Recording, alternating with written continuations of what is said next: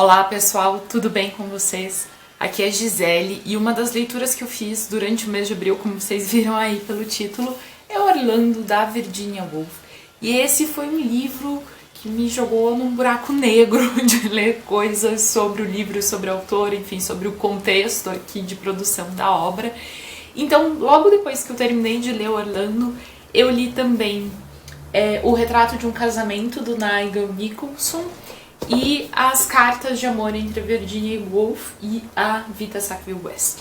Então a gente vai falar um pouco sobre estes três livros hoje, começando, obviamente, por Orlando, da Virginia. Este também vai ser conhecido como o ano em que eu estou descobrindo Virginia Woolf melhor. Eu já leio os ensaios dela há muito tempo, mas eu conhecia bem menos a ficção dela, e o que eu já tinha tentado, assim, eu não tinha amado profundamente e tal, mas esse ano eu tô gostando muito de descobrir essa autora. Prova que às vezes a gente precisa de um tempo, né? A gente precisa chegar no momento de certas leituras, que sempre, óbvio, vai ser diferente para cada um de nós, cada leitor vai ter o seu percurso. E, enfim, para mim chegou o momento de Virginia Woolf. Esse livro aqui é um livro muito interessante que vai pegar algumas características típicas da literatura e vai trabalhar com elas de um jeito um pouco diferente, vai flexibilizar certas coisas. A gente está pensando aqui tanto no gênero literário, no tempo esperado a partir desse gênero literário, a próprio gênero da personagem e um pouco também a questão do espaço, ainda que menos. Serão todos os âmbitos, aspectos da obra que vão ser bastante trabalhados de um jeito bastante inesperado. Além disso, é um livro que trabalha com um autor, um tipo de narrador, que é o autor onisciente intruso, que é bastante interessante, que eu achei que funcionou muito bem com a obra também. Então no vídeo de hoje eu vou querer dar uma passada por todos esses aspectos. Começando então com uma breve sinopse do livro, para quem não conhece, é uma espécie de biografia que descreve a vida da personagem Orlando, que dá título ao livro. Descende de uma ancestral família aristocrática inglesa, então esse é todo o contexto da obra, né? Essas pessoas ricas, herdeiras, enfim. Que no começo da narrativa vive no século XVI, é homem e tem 16 anos. Acompanhamos sua vida por cerca de 4 séculos, na maior parte dos quais se mantém com a idade de 30 anos. Enfim, a edição que eu tô lendo e que eu tô, referenciando para esse vídeo é essa aqui, que saiu pela Autêntica com tradução do Tomás Tadeu. Eu queria começar então falando sobre o gênero, né? A gente tem o subtítulo aqui, uma biografia, que nos chama atenção justamente para o gênero que a autora escolheu abordar esse livro. E quando a gente lê isso, a gente cria várias expectativas, né? Nossa expectativa é que é um livro que narre a vida de uma pessoa do começo ao fim, que essa pessoa seja de algum interesse público, tem algo ali nela, né? A gente, em geral, não vai ter biografias de pessoas comuns, são pessoas que fizeram coisas diferentes. A gente tem a expectativa de algum trabalho de pesquisa, de entrevista, de investigação, que, enfim, é composta por vários métodos diferentes, mas que tende a alcançar um máximo possível de fontes para narrar essa vida.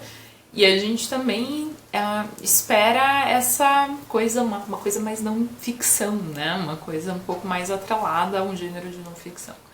E aqui a gente já vai ter várias quebras dessas expectativas, porque a gente tem uma personagem fictícia que tem sim uma vida muito interessante, mas que não era famosa propriamente dita ou algo assim, que não é necessário ao gênero, mas costuma ser frequente, né? Costuma ser mais frequente que não. E a gente vai ter aqui algumas características que beiram ali uma característica de literatura fantástica, de coisas que fogem da nossa expectativa de mundo, que também é bastante inesperado para o gênero da biografia. Então a autora já começa brincando aqui com algumas dessas características e nos convidando a ver essa biografia de um jeito diferente. Esse aspecto fantástico, então, que eu mencionei, ele se relaciona principalmente a duas características, que é o tempo e também a questão do gênero da personagem. Então vamos entrando já em tempo, né? A gente viu aqui na sinopse que a gente começa a narrativa no século XVI. E é muito curioso porque essa personagem, Orlando, vai viver anos e anos e centenas de anos. Em determinado momento a gente chega assim, quando estava com 300 anos e não sei o que, a narrativa continua muito naturalmente a partir disso. Isso não é questionado ou problematizado em momento nenhum. Essa pessoa vive muito tempo e é isso aí. Para mim isso tem um pouco a ver com essa tradição das famílias aristocráticas, como a gente sempre tem a pessoa ocupando aquele cargo de duque ou que quer que seja o cargo, mas a gente sempre tem essa linhagem da família, do sobrenome, e por mais que as pessoas em si, os indivíduos em si troquem, aquela continua sendo uma espécie de instância na sociedade.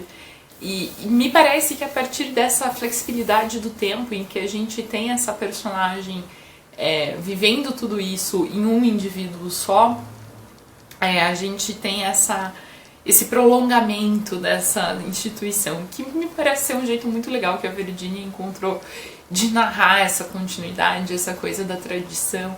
Enfim, essa é a minha interpretação da questão do tempo, obviamente, mas pra mim funcionou muito bem, fora que dá essa estranheza na gente, né? A gente pensa, como que essa pessoa vive tanto, como que uma biografia vai dar conta de tanta coisa assim também. E essa personagem, então, tá vivendo ali várias coisas, né? Ela tá...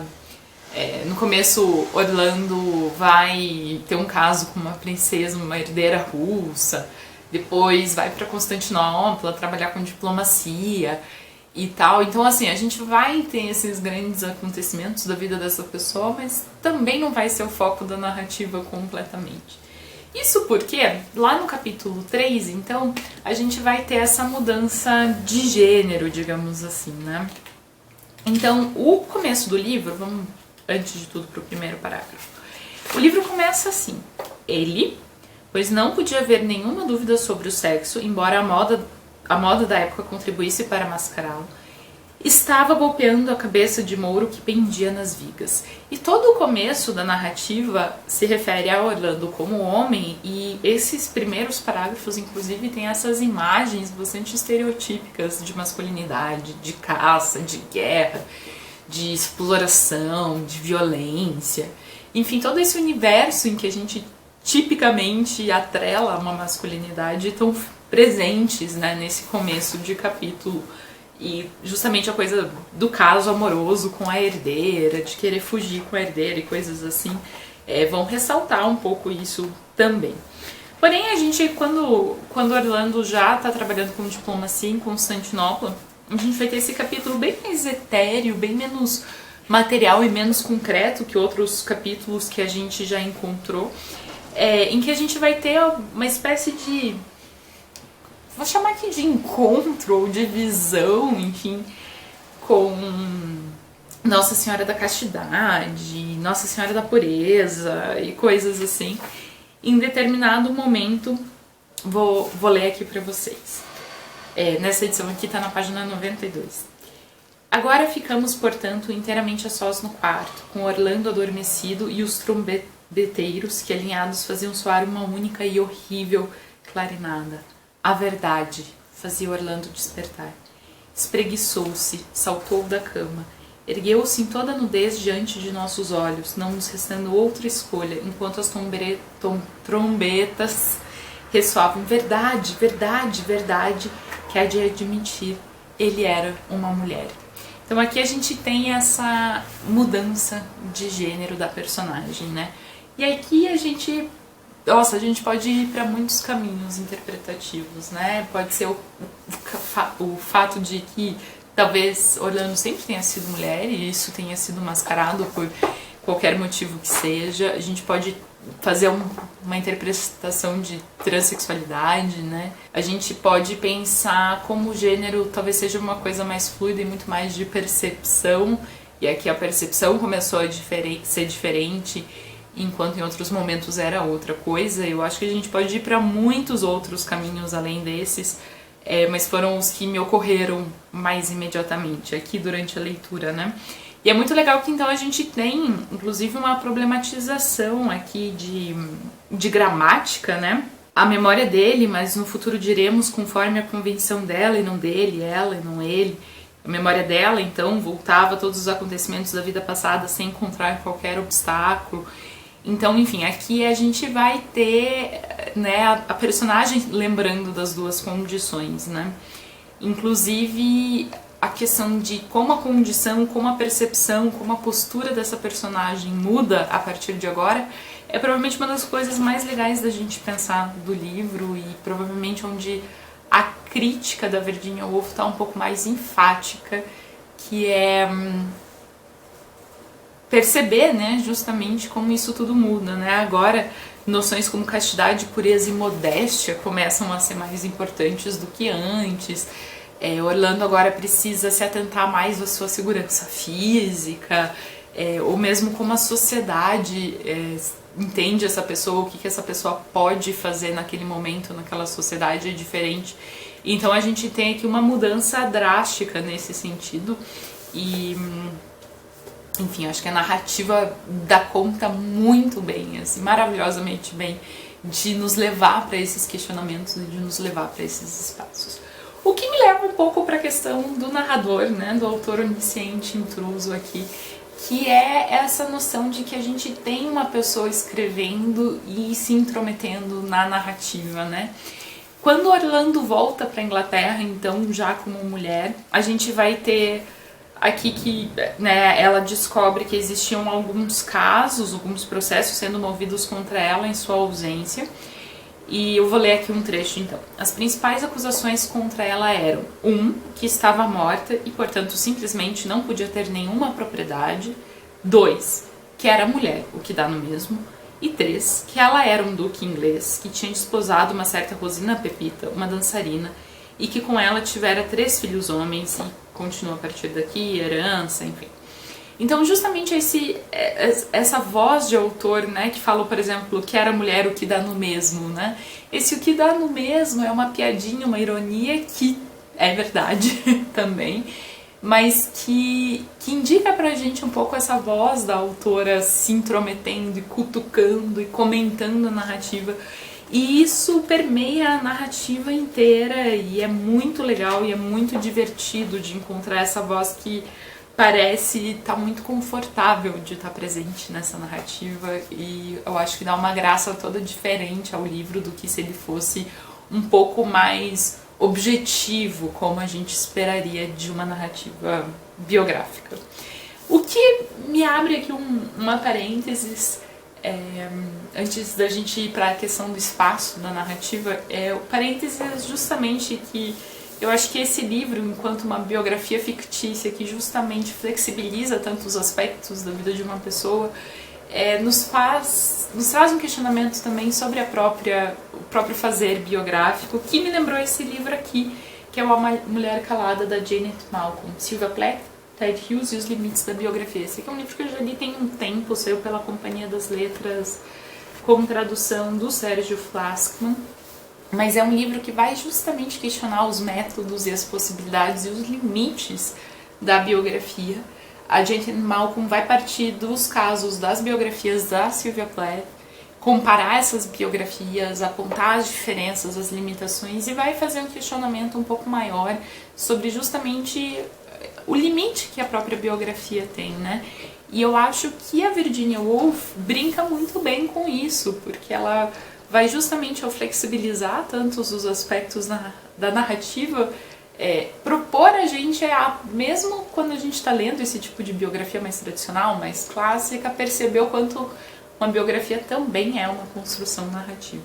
A partir disso, então, indo para a questão do espaço, é muito legal porque aqui a gente vai ter principalmente esse espaço que é uma dessas casas, esses castelos conhecidos, que são passados de herança, que são marca dessa estrutura aristocrática inglesa, que vai existir no começo, que vai ser contestado, que vai ser herança e por aí vai, e que perpassa toda essa narrativa, né? Eu acho que isso colabora muito com aquela minha leitura de continuidade da vida aristocrática, né? Pela quantidade de anos vividas pela personagem, e como o espaço físico, como essa propriedade está muito atrelada a essa noção, né? Mas mais do que isso, essa é uma das características que também nos vai permitir fazer uma leitura de fato mais biográfica dessa obra, e aqui que eu vou entrando então nas minhas outras, saindo um pouquinho de Orlando e indo para as minhas outras leituras sobre o livro, porque esse livro conhecidamente é inspirado e dedicado a Vita Sackville West. Então a gente tem aqui no comecinho Para ver Sackville West, a dedicatória do livro, e a Vita Sackville West é uma escritora também que existiu, uma pessoa real que existiu de verdade, e que foi conhecida da Virginia Woolf, e as duas mantiveram ali uma relação por muitos anos. E a gente tem aqui então uma certa materialização fictícia, mas de muitas coisas que a Virginia via e enxergava na Vita. Então ele é um livro que nos convida um pouco a fazer esse tipo de leitura, na minha opinião, também. Ele não nos obriga a fazer esse tipo de leitura, aliás, eu acho que a gente se ater a uma leitura biográfica necessariamente bastante limitador, e é uma das coisas que eu não gostava de estudar literatura no colégio, quando a gente ficava puxando o tempo todo para a biografia do autor, para contexto histórico, etc. Eu acho aspectos importantes, porém não obrigatórios ou necessários para a leitura de uma obra. Mas pelo menos na minha leitura desse livro e nesse momento foi um livro que me puxou muito para esses assuntos laterais e esses assuntos biográficos, e foi um pouco por isso que eu fui para os outros livros. Isso porque a Virginia conhece a Vita também era escritora, já publicava bastante. Na época que elas se conhecem, a Vita era uma escritora mais bem sucedida, em termos de vender mais e ser mais conhecida. E as duas tiveram anos de amizade e de relacionamento amoroso também, de alguma forma ali que não fica totalmente clara pra gente, mas que acabaram então resultando um pouco nessa obra também. Por isso eu vou começar falando sobre os livros na ordem que eu li. Eu comecei pelo Retrato de um Casamento, que foi um presente da Ju Spor quando ela veio pra cá, então Ju, obrigada. Esse livro aqui foi editado pela Nova Fronteira, com tradução do José Alberto Leite Guerros, e eu não consegui achar nessa edição a data de publicação dela. Tem aqui a data de que o livro é de 1973, e isso vai ser importante para um comentário que eu vou fazer sobre ele daqui a pouco, mas enfim, já chegamos lá. O Nigel Nicholson é filho da Vita com o Harold, e ele vai então contar um pouco a história dos pais, principalmente a história da mãe. Ele vai falar sobre o pai também, mas o foco maior é na própria Vita, principalmente porque ele vai usar como base para esse livro um escrito que a Vita deixou sobre seus anos de juventude, quando ela teve relacionamentos homossexuais com outras mulheres e eventualmente casa com o Harold. No meio de tudo isso vai acontecendo mais ou menos ao mesmo tempo, e como eles vão criar um tipo de casamento aberto em que os dois são muito próximos e muito amigos e mantêm esses relacionamentos e falam sobre esses relacionamentos, enfim, como que se construiu tudo isso. Então esse relato da Vita, ela é muito cheio de culpa e de vergonha, e ela mesma não entende isso tudo, e ele parece ter sido uma espécie de choque, porque o Nigel Nicholson encontra esse relato depois que a mãe já tinha falecido, e ele fica assim, dá pra pegar um certo desconforto nas entrelinhas do texto. Ele então publica esse texto da Vita, intercala com relatos dele, em que ele vai fazer um pouco esse papel do biógrafo. Ele vai procurar documentos, fazer árvores genealógicas, procurar essas outras fontes em outros espaços para confirmar ou não confirmar esses relatos e colocar essas outras camadas de informação aqui dentro da narrativa também. Foi muito legal pra mim descobrir a vida dessas pessoas, tanto da própria Vita quanto a mãe da Vita, que também era casada com o pai da Vita, mas tinha vários outros relacionamentos, e ver como tudo isso funcionava, todo esse contexto pra mim foi muito legal, e eu acho que é uma coisa muito interessante desse livro. Mas a crítica que eu faço a ele, e aqui eu tô pensando uma crítica que eu faço a ele hoje, né, lembrar ele da década de 70, e eu acho que o nosso mercado editorial e as nossas discussões sobre isso mudaram muito a nossa percepção, mas é que, pra mim, esse aqui é um livro da Vita, e não encontrar ela como autora do livro é uma coisa que me incomoda muito.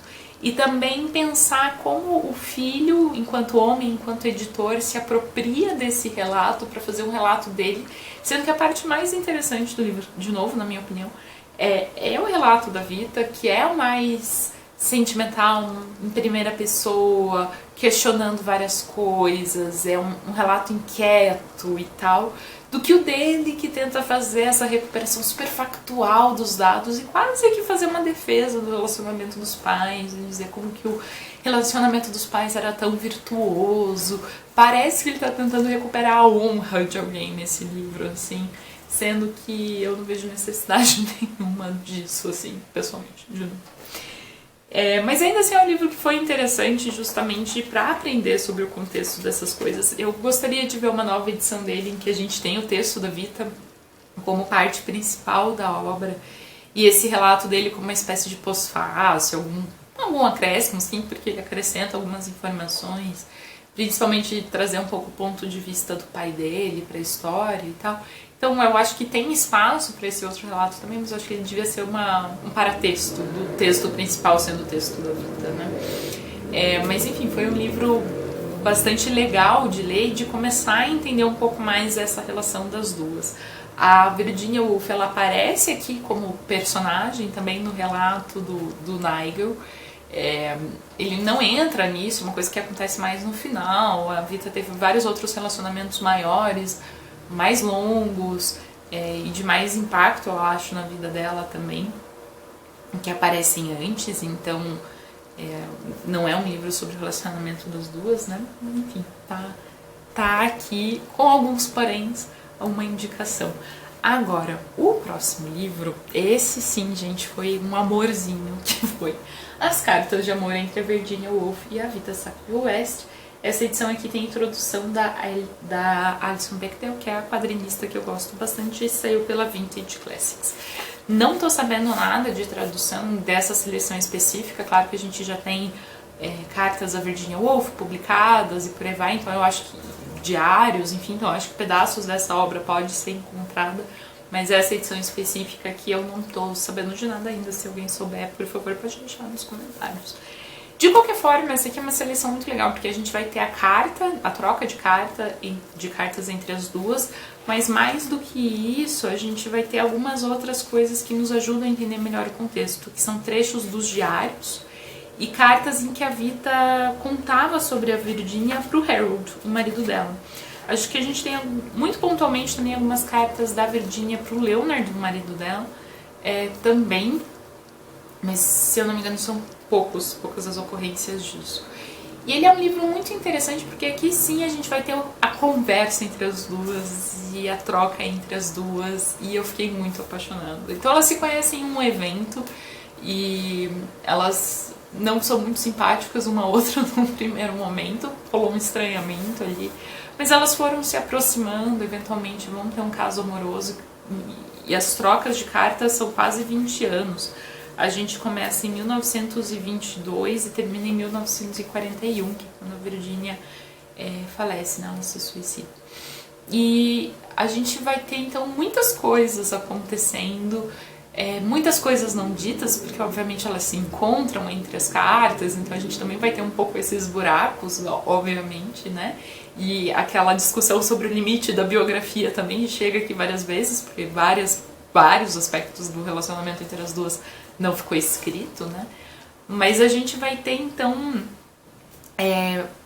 camadas muito interessantes delas falando sobre literatura, delas falando sobre publicar livros, delas falando uma sobre a outra, desse tonzinho de flerte que permeia tudo que elas estão escrevendo, essa postura, né? Quando a gente está pensando em fazer uma carta, em escrever esse relacionamento, tem esse ato um pouco consciente de como eu quero me mostrar para essa pessoa, né? Então a gente também vê esse aspecto delas, né? Como elas estão se representando uma para outra, né? O que é muito legal. A gente, enfim, vai ter todos esses momentos mais separados de saudade, e de paixão mais exacerbada, momentos de estranhamento, de afastamento, menos cartas. Então a gente tem tudo isso acontecendo aqui dentro da narrativa, as preocupações com a guerra. O próprio Orlando aparece aqui, né, quando a Virginia tem a ideia e conta que está escrevendo.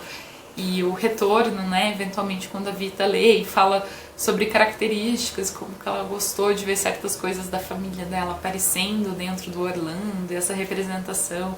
A gente descobre que a Vita gostava de se vestir de homem, principalmente quando ela estava tendo esses relacionamentos com mulheres, e daí o Orlando toma outra perspectiva pra gente também.